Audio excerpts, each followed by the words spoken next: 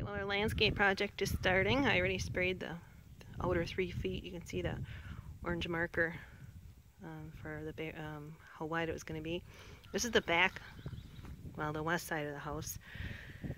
So I'm going to put a rose bush right there. We're going to put a couple more boulders because we want to keep it open in front of the window.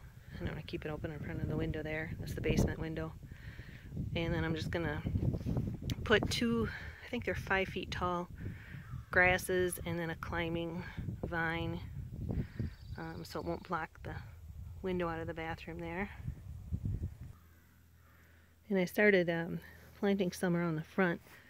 So this is one side. There is more of a pitch here than on the other side. So right now I'm just building it up because I wanted that height of that tree to be the same as the other side. So I had to make sure that was even. And this will be a 3-foot grass on the corner. I don't want to cover up the stone and the posts. And then in the front here, I haven't decided exactly what, but I want some kind of flat rock in there, and then I'll put those low ground cover ones in. It's kind of hard to imagine because I don't have the rock with me, which I might have to go get so I can figure it out. And then this is the other side. I already got the grass in the corner here. There's that creeping juniper carpet. And just one that'll grow 3 feet wide, and I think it gets about 10 feet. So I made sure it'll go in between the house and the rafters there. Then I'm gonna have a climbing. Forgot the name of it. It gets really pretty red flowers on it, and it already wants to climb. It's got lots of climbers on it. And I'm gonna make a cedar arbor that'll go against, because I can make it, those are 10-foot walls, so I can make it pretty tall. And that thing's supposed to grow 20 feet, but I mean that's if it grows straight up. So I'll wrap it around. And then in the corner here, what I ended up with was got a hydrangea tree, and I'm gonna put that in the corner here.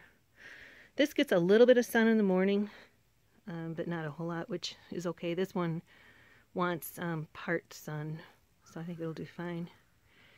And get that in the ground. And then I have some ferns that I was just using for decoration that I'm going to put in there, because this always stays damp in the corner here. So between the ferns and that tree, that should suck up a lot of water. I just have to be careful for all the gutter drains that are down there. So it's starting. It's like 90 degrees and 100% humidity, but gotta work when the sun's shining. Alright, so not all the plants that I'm putting in around the house are from the garden. Some are natural. They're native. Look at these ferns here. They're just beautiful. Perfect size. They're growing out of well, it's kind of dry now, but out of a little bit of a runoff area that stays wet, and it runs into that ravine that's back there. But yeah, and if they don't live, because their roots are kind of hard to get up, I always know where I can come back and get more. But pretty awesome to have live native plants that we can use. Well, that one ended up being a little bit bigger than the pot that I brought. Okay, like way bigger. But man, look at that. Healthy as can be. Natural fertilizer. Man, can't wait to get it in the ground. Another thing that grows wild. They're like those yucca plant type things that get the flower stems on them. So I'm gonna dig them up this winter. Alright, so I got the hydrangea tree in. And then I put 1, 2, 3, 4 of those ferns that I dug up out in the woods. They always look different size in the woods until you take them home. This one I didn't realize was that big, but it's about 3 feet wide by 3. So I really didn't need as many as I thought. So those will fill in. I'm also putting some organic manure and some topsoil with it too. And then I'm just going to put some small boulders in front of there. I'm not going to put any more ferns, but I think it'll work out. I'm sure it'll drop a few leaves. I had a little bit of a rough ride coming home, but good time for it to go to sleep for a while.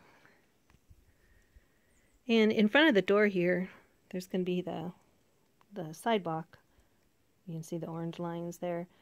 But I have some landscaping, just a little bit that I'm going to do, probably about 5 feet on either side of it. So I'm just going to put some low things in here. But then I wanted to put some different rocks, and I remembered when they were digging the pond, this was a layer of rock. It was, anyway, real brittle. It's mixed with clay and sand, and it's really cool though. It kept all the layers. You can see all the layers of it. The ones that have flaked off, they're off. I don't think these are going to come off anymore. So I'm going to put them over here in front. And I remember when I was picking them out of the pond, I'd go down there with the UTV and dig them out before the excavator guys would come back and work on it again. So I just washed them off so they're a little bit darker, but they got some really cool purples and oranges and tans. I think that'll look good. So I thought I was going to make a trellis out of cedar branches, but I found this one that I had pulled out of the woods. It was a dead standing cedar, and it's a western red cedar, and it's got the really cool swirls in it, like that one that we have on the fireplace. So I think I'm going to just use that. I'm going to clean it up and trim off a couple of the branches that are sticking out from the house a little bit too far. But I'm going to let that vine grow up that. And it can just be a natural trellis. It's just a little bit closer up from the side. I mean, it looks really nasty and old and dried up, but look at that cream and the dark color. That's really going to come out when I sand it all. Yeah, it's going to be a real pain to sand, but I think it'll be worth it. And then I'll put a coat of clear on it. Put it out here. It should last for quite a few years.